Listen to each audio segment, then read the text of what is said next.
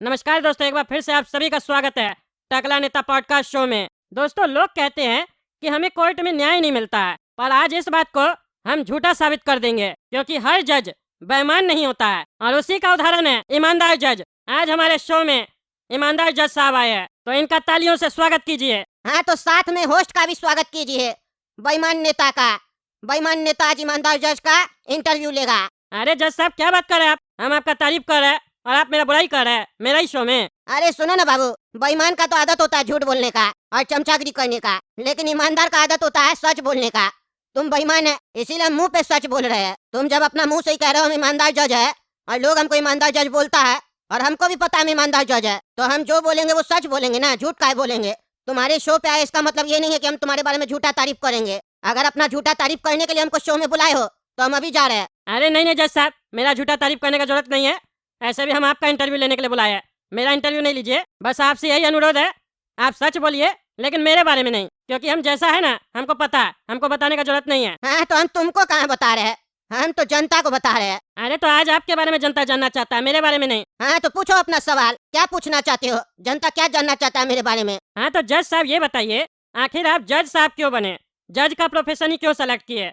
आप डॉक्टर भी बन सकते थे, साइंटिस्ट भी बन सकते थे, फिल्म का हीरो भी बन सकते थे, आखिर आपको जज ही क्यों बनना था, ये बताइए। अरे टकला बेटा, देखो इस सवाल का जवाब तो तुमको भी पता है। नहीं, हमको तो नहीं पता। देखो, तुम नेता बने ना, तुम नेता के जगह चोर भी बन सकते थे, डाकू भी बन सकते थे, क्रिमिनल भी बन सकते थे, जब लूट के ही खाना था तो। लेकिन तुम नेता क्यों बने? क्योंकि तुमको पावर चाहिए था।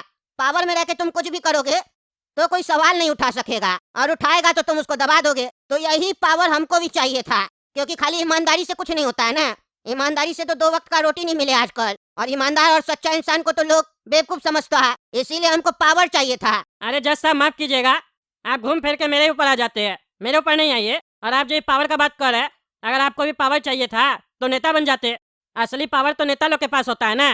कोर्ट तो बस नाम का होता है सुनाने के लिए कि न्याय कोर्ट में मिलेगा, बाकी फैसला तो नेता ही लोग करता है, हम ही लोग करते हैं ना। अरे टकला बेटा, तुम्हारा जो बात है ना वो आधा सही है लेकिन पूरा नहीं, क्योंकि तुम बात कर रहे हो बेईमान जज लोग का, ईमानदार जज के बारे में बात नहीं कर रहे हो। और ईमानदार जज कौन है? हम तुम्हारे सामने बैठे हैं। हम तुम्हारा आज तक कोई ऑर्डर माने हैं?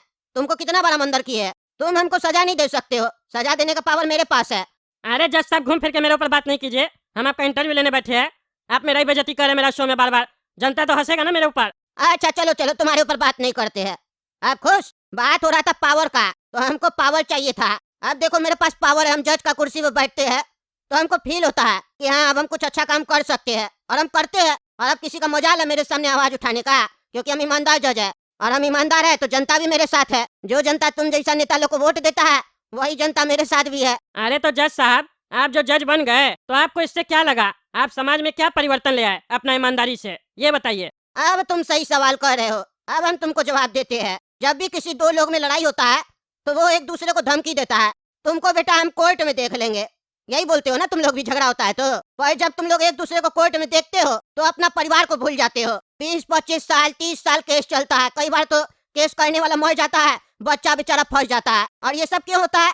क्योंकि कुर्सी पे कोई बैठा होता है कद्दूपुर का बेईमान जज या इररिस्पांसिबल जज, जो डेट पे डेट देता है, डेट पे डेट देता है, क्योंकि उसको काम नहीं करना है। और कई बार तो बिना जुर्म के 10-10 साल लोग जेल में सड़ता है, और 10-15 साल के बाद उसको निकालता है, बोलता है तुम तो निर्दोष थे, हमसे गलती हो गया। और कानून तो अंधा होता है, तुमको पता ही है, इसीलिए हम लोग अंधा की तरह तुमको जेल में डाल दिए। और ये बात मेरा खुद घर में खानदान में हुआ था, मेरा एक रिश्तेदार के साथ, बेचारा को जेल में डाल दिया। तो अब हमको ये समझ में आया कि अगर कुर्सी पे बेईमान जज बैठा होगा तो कभी हम भी जेल जा सकते हैं। और समाज में कितना लोग के साथ नाइंसाफी होता होगा। उसी दिन हम कसम खाए थे कि हम जज का पढ़ाई करेंगे, जज का कुर्सी पे बैठेंगे और न्याय करेंगे, और कोई डेट पे डेट नहीं देंगे। छोटा मोटा केस पे भी कोई डेट देता है? अरे तो जज साहब, जज का कुर्सी पे बैठने के लिए तो खिलाना पिलाना पड़ता है, ऐसे ही नौकरी नहीं मिलता है। लेकिन आप तो कहते हैं आप ईमानदार है, तो आप जज का कुर्सी पे कैसे बैठे?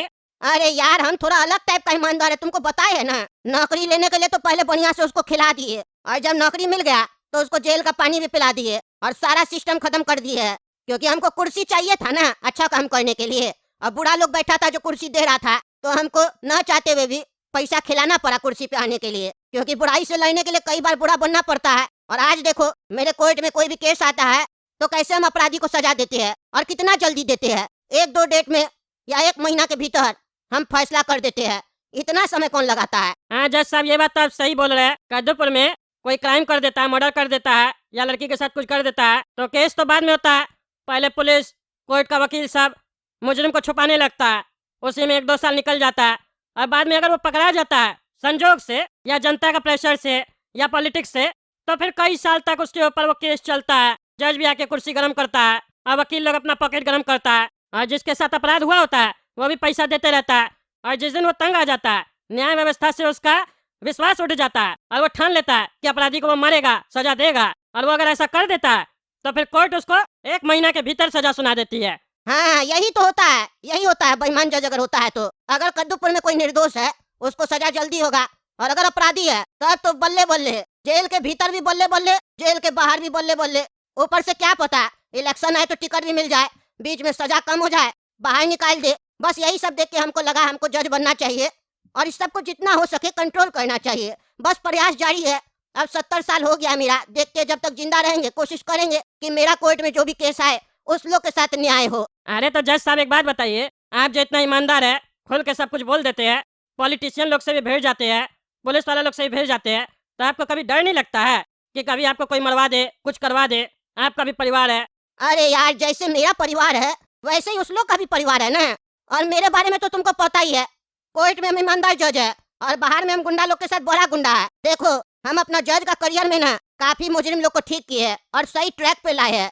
और तुमको पता नहीं होगा वो मुजरिम लोग हमको कितना मानता है, अपना पिता से भी ज्यादा मानता है, समझे? उस मुजरिम लोग का जेल में कितना कनेक्शन है। 5,000 मुजरिम रहता है अगर जेल में, तो समझो 4-4,500 आदमी तो उस लोग का कांटेक्ट में ही रहता है, अपना ही आदमी है उस लोग का। अगर हम एक इशारा दे देना, जेल से रात में निकलेगा कैदी, सामने वाला को मार देगा और भीतर चला जाएगा तो पता भी नहीं चलेगा।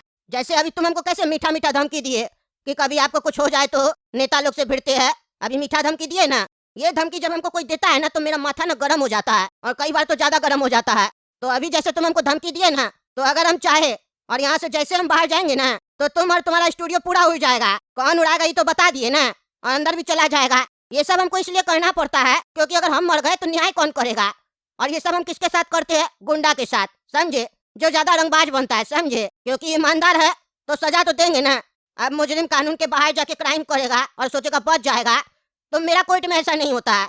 मेरा कोर्ट कोर्ट के अंदर भी चलता है, कोर्ट के बाहर भी चलता है। अरे जज साहब, हम समझ गए और हम आपको धमकी नहीं दे रहे हैं। हम बता रहे हैं, हम आपसे इंटरव्यू ले रहे हैं, हम आपको धमकी क्यों देंगे? हम उल्टे चाहते हैं आप जैसा जज और पैदा हो, कुर्सी पे बैठे न्याय करे, जनता खुश होगा। हम भी ईमानदार है, हमको पता है ईमानदारी का रोटी मीठा होता है। चलो बढ़िया है, तुमको पता है ईमानदारी का रोटी बढ़िया होता है, लेकिन तुमको ये नहीं पता है कि हमको ये पता है कि ये जो भी तुम कुछ बोल रहा है ना मेरे सामने, ये तुम नहीं बोल रहा है, तुम्हारा डर बोल रहा है। अरे जज साहब, हम डरेंगे काहे? हम चोरी थोड़ी ना किए। खैर ये सब छोड़िए, आप ये बताइए अपराध को कैसे कम किया जा सकता है? क्योंकि आप देख रहे हैं ना आजकल का जो नौजवान सब है, उन लोगों में गर्मी ज्यादा पैदा हो गया है। देह में ना गर्मी रहता है उस लोग का, और इतना गर्मी रहता है साले लोग में कि सामने वाला आदमी को ठंडा कर देता है। अब बताइए, इतना गर्मी हो गया है, रास्ता पे अगर आप जा रहे हैं, बाइक किसी से टच हो गया, किसी गाड़ी वाला से, या आपका गाड़ी किसी से टच हो गया, तब कोई बात नहीं करता है, बस उतरता है, गुंडा लोग की तरह आता है, जैसे लगता है बहुत बड़ा रंगबाज सब है, मायना चालू कर देता है। और अगर आप फैमिली के साथ होंगे तब तो बल्ले बल्ले उस लोग का, उसी बहाने आपका फैमिली के साथ छेड़छाड़ भी हो जाता है। समझ रहे हैं ना हम क्या कहना चाह रहे हैं? और वो जो काला गाड़ी नहीं देखे है, बड़ा वाला जो एकदम काला काला रहता है, वो वाला गाड़ी जो ले लेता है ना, वो तो बस अंधा ही हो जाता है। सरकार का रोड अपना बाप का ही समझ लेता है, बस जिसके इसके ऊपर चढ़ा के चला जाता है, कोई मतलब नहीं है। क्या कीड़ा मकोड़ा सब तो चल रहा है। तो ये सब जो गर्मी पैदा हो गया आजकल का लोग में, ये जो जेंजी एक ठो शब्द सुने होंगे आप, नहीं सुने? सुने हैं ना? हाँ, बोलो ना, सुन रहे हैं हम। तुम 4 क्लास फेल है, हम नहीं ना, हमको सब पता, आगे बोलो। अरे हमको ताना क्या मार रहा है? 4 क्लास फेल है उससे क्या मतलब है? तजुर्बा देखिए, आज हम आपसे बड़ा पोस्ट पे बैठे हैं। अनपढ़ जो हो, यही तो हाल है। अब जहाँ रह रहे वहाँ अनपढ़ राज कर रहा है तो क्या कर सकते हैं? सिस्टम होगा, चेंज होगा, समय लगेगा। अरे ऐसा जेंजी लोग होगा ना तो कभी नहीं होगा। हम लोग शासन करेंगे, उस लोग को रील्स देखने से फुर्सत मिलेगा तब ना, उंगली हिलाते रह जाएगा बस, और शरीर तो हिला नहीं पाएगा, एक जगह से बैठ के उंगली हिलाते रहेगा। और मोटा जाएगा तो जिम जाके पाउडर खाएगा, फिर उसके बाद पिछवाड़ा का फोटो डालेगा कि बाहर है कि अंदर है, यही सब तो करेगा। और कर क्या रहा है? तो आप बताइए कैसे आखिर ये जो आजकल का जनरेशन है, जो इतना गर्मी हो गया है, कैसे कम किया जा सकता है? क्या आ रहा है इस लोग को इतना गुस्सा थोड़ा थोड़ा बात पे? देखो, इसको सुधार पाना बहुत कठिन है, क्योंकि हम एक एक के घर जाके सुधार तो सकते नहीं है। जो क्राइम करेगा बस उसको सजा दे सकते हैं। अगर मेरे जैसा ईमानदार जज हो तो ये नहीं, कोई क्राइम कर दिया, एक्सीडेंट कर दिया, चीप दिया, फुल स्पीड में गाड़ी चला के थाना में ले जाके उससे एप्लीकेशन लिखा दिया, बोला आगे नहीं करेंगे, सॉरी, तब तो उस पुलिस अफसर का और जज का हम बात नहीं न कर रहे हैं। अगर केस आए सही आदमी के पास तो ज्यादा से ज्यादा उसको सजा दे सकता है और तो कुछ नहीं कर सकता है। अगर समाज को बदलना है, अपराध कम करना है, तो वो खुद लोगों के हाथ में है और तुम्हारे जैसे नेता लोग के हाथ में है। कानून तुम लोग बनाते हो, परमिशन भी तुम ही लोग देते हो। तुम लोग सही रहोगे तो सिस्टम सही रहेगा, सिस्टम सही रहेगा तो सिस्टम का लोग सही रहेगा, सिस्टम का लोग सही रहेगा तो पब्लिक सही रहेगा, पब्लिक सही रहेगा तो जेंजी भी सही रहेगा। और अगर ये सब सही नहीं रहेगा तो जेंजी खराब रहेगा और खराब रहेगा तो अपराध होगा। और रहा बात लोग का क्या गलती है? वो लोग अपना बच्चा लोग को ढील देता है, आरामदायक जिंदगी देता है, पैदा होता नहीं है चांदी का चम्मच मुंह में डाल देता है। और पहले का माँ बाप सब बच्चा को माँ, पिताजी ये बोलना सिखाता था, पहला शब्द नवजात शिशु को। लेकिन आजकल का माँ बाप पैदा होते बच्चा को मोबाइल और फोन बोलना सिखाता है और उसका हाथ में फोन थमा देता है। क्यों? ताकि जो उसका माँ बाप है ना, वो फ्री होके अपना फोन में एंटरटेन कर सके, रील्स देख सके। और बच्चा को फोन का लत लग जाए तो बच्चा भी फोन में बिजी हो जाए। और पहले का बच्चा 5-6 साल तक उसको ये नहीं पता होता था गाली क्या होता है, और आजकल का बच्चा गाली का पूरा डिक्शनरी रट के बैठा होता है। या तक कि कुछ कुछ अपना शब्द निकाल लेता है, छोटा कर देता है उसको। अपना पेरेंट्स के सामने अपना दोस्त को गाली देगा या भाई बहन को, पेरेंट्स को नहीं पता चलेगा गाली दे रहा है, उस लोग को लगेगा बच्चा अंग्रेजी सीख रहा है, अंग्रेजी में बोलता है। तो अब हम क्या कर सकते हैं? इस पे हम ज्यादा नहीं बोलेंगे अभी फिलहाल, नहीं तो ये तुम्हारा जो शो है ना ये लंबा हो जाएगा। और ये जो लंबा हो जाएगा ना इतना, तो तुम्हारा शो पिट जाएगा। बाद में तुम बोलोगे जज साहब मेरा शो तुम बिगाड़ दिए। क्योंकि हम जब सच बोलते हैं ना तो फिर हम बोलते चले जाते हैं फ्लो में। मेरा गर्मी निकल जाता है, मेरा भी कभी कभी गुस्सा भी आ जाता है हमको बीच में सच बोलने पे, समझे? हो सकता है हम तुमको 4 चमटा लगा भी दे बीच में, गुस्सा तुम्हारे ऊपर आ गया तो। इसीलिए हम कंट्रोल किए है। तुम्हारा शो है, एसी लगाया है, तुम ठंडा फील हो रहा, गर्मी नहीं पैदा करना चाहते अपना शरीर में हम अभी। इसीलिए सच तो बहुत बोल सकते हैं, ईमानदार है हम। फिर कभी बुलाना शो में तो आगे बताएंगे। बुरा लग सकता है तुमको, लेकिन सच तो सच है ना। अरे जज साहब बुरा काहे लगेगा हमको? हमको तो बुरा नहीं लगा। आप जो बात बोले वाकई में गौर करने वाला बात है, बिल्कुल सही कह रहे हैं आप। हम आपके साथ है, आपका सोच को सलाम है जज साहब। हाँ, ये भी बहुत अच्छा खासियत है कद्दूपुर के लोग का। अच्छा बात सुन के ताली बजाता है, बोलता है सलाम है सोच पे, फिर नेट पे शेयर कर देता है क्लिप वीडियो बना के। उसके बाद वही चीज दोहराता है, वही चीज करता है। क्योंकि सबको बदलने के लिए कहना तो आसान है, खुद को बदल पाना ये मुश्किल होता है ना। तो तुम खुद को बदल पाओगे कि घर जाके वही काम करोगे? अरे जज साहब जो बचपन से चला आया है, इतना साल से चला आ रहा है, एक बार में तो नहीं बदल सकते हैं, लेकिन हम प्रयास करेंगे। मेरे अंदर अगर कोई कमी होगा तो उसको हम सुधारने का कोशिश करेंगे। आपसे बात करके हमको अच्छा लगा। आज पहला मेरा पॉडकास्ट शो है जहाँ हमको खुद मजा आ रहा है और कुछ सीखने को मिल रहा है। आज जैसा विद्वान आदमी बैठा है मेरे सामने, आज अच्छा लग रहा है हमको। अच्छा है, तुमको अच्छा लग रहा है, बढ़िया, अच्छा लगना भी चाहिए। लेकिन पता है हमको अच्छा नहीं लग रहा है। अरे जज साहब क्यों, आपको क्यों नहीं अच्छा लग रहा? ऐसी थोड़ा और ठंडा कर दे, गर्मी लग रहा है। या कॉफी की जगह कोल्ड ड्रिंक वगैरह मंगवा दे? बोलिए, कुछ कमी है तो बता दीजिए, सब व्यवस्था है मेरा शो में। नहीं नहीं, इस बात का हमको गम नहीं है कि तुम हमको कोल्ड ड्रिंक नहीं पिलाए। अरे तो जज साहब क्या बात है, कहीं नहीं आपको अच्छा लग रहा? अरे हम तो ईमानदार है, लेकिन मेरा चोर इंटरव्यू ले रहा है ना, बस इसी का बुरा लग रहा है। कोई ईमानदार मेरा इंटरव्यू लेता है तो बात अलग होता है, हमको भी खुशी होता है। कोई अच्छा शो में जाके अच्छा आदमी को इंटरव्यू दिए, ऐसा लगता है हमको। ऐसे हम बाहर जाके क्या बताएंगे? किसी को कोई पूछेगा तो पूछेगा जज साहब आप कहाँ गए थे, तो उसको क्या बोलेंगे? एक झूठा है, उसको हम सच बताने गए थे, ऐसा तो नहीं ना बोलेंगे। झूठा बोलेंगे तो फिर भी कम बेइज्जती होगा मेरा। अगर बता दिए नेता को इंटरव्यू देने गए थे, सच बोलने गए थे, उसके सामने ईमानदारी दिखाने गए थे, तब तो जनता इतना हंसेगा, पागल हो जाएगा। अरे जज साहब हमको अभी तक अच्छा लग रहा था, आप लास्ट में मेरा पूरा मूड खराब कर दिए ये सब बात बोल के। आप पूरा शो में हमको ऐसा दिखा रहे हैं कि हम बेईमान है, बेईमान है, बेईमान है। हम आज तक बेईमानी नहीं की है, पता है आपको? अगर हम बेईमानी किए होते तो हम आपको अपना शो पे बुलाते, हम बेईमान लोग को इस शो पे बुलाते। अरे यही दिक्कत है ना, तुम जब तक बोलोगे हम बेईमान नहीं है, बेईमान नहीं है, तो हम तो तुमको बेईमान बोलेंगे ना। तुम एक्सेप्ट कर लो तुम बेईमानी करते हो, फिर हम तुमको बेईमान बोलना छोड़ देंगे।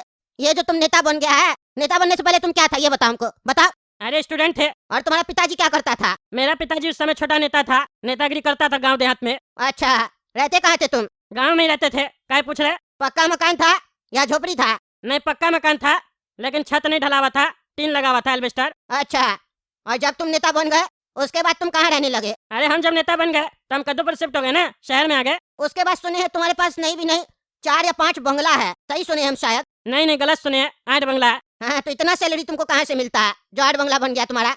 और महंगा गाड़ी में घूमता है तुम, और इतना बड़ा शो चालू किया है। अरे जनता का प्यार है। अरे जनता तो हमको भी प्यार करता है, लेकिन हमको तो बस सरकार की तरफ से जो सैलरी मिलता है बस, जनता नहीं देता कुछ भी। तुमको जनता कब देने लग गया? अरे जज साहब वो इंटरनल बात है ना, अब नेता आदमी है, काम बढ़िया करते हैं तो लोन वगैरह मिल जाता है हम लोग को बैंक से। हाँ, वो लोन मिलता है कि क्या मिलता है हमको सब पता है, समझे? इसीलिए कहीं हमसे ईमानदारी का बात मत क्या करो यार। तुम गुस्सा दिला रहे हो, हम बोल रहे हैं हमको गुस्सा निकल गया मेरा। अगर तो बाबू समझ लो, यहीं पे मारेंगे, तोड़ देंगे पूरा तुम्हारा सेट, समझे? बंद करो अपना पॉडकास्ट, हम जा रहे हैं। लास्ट में तुम अपना बेईमान वाला हरकत दिखा दिया, झूठ बोलता है मेरे सामने। 1000 बार बोले हम ईमानदार जज है, मेरे सामने झूठ मत बोलना। कोर्ट होता ना मेरा तो तुमको फांसी दे देते हम। गधा आदमी चोर, बस मजा नहीं आया हमको तुम्हारे यहाँ इंटरव्यू देके, हम जा रहे हैं।